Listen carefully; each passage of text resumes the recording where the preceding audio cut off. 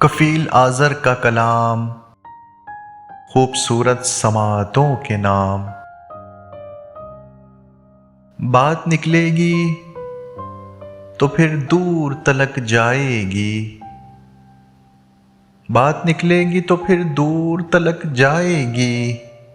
लोग बेवजह उदासी का सबब पूछेंगे, ये भी पूछेंगे कि तुम इतनी परेशान क्यों हो।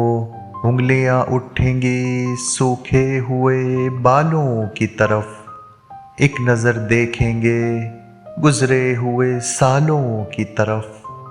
चूड़ियों पर भी कई तंज किए जाएंगे, कांपते हाथों पे भी फिक्रे कसे जाएंगे। लोग जालिम हैं, हर एक बात का ताना देंगे, बातों बातों में मेरा जिक्र भी ले आएंगे।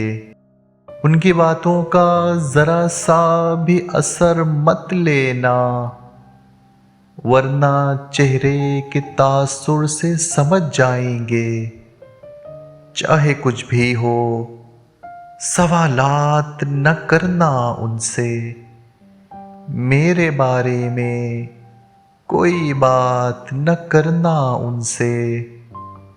वरना बात निकलेगी तो फिर दूर तलक जाएगी, बात निकलेगी तो फिर दूर तलक जाएगी।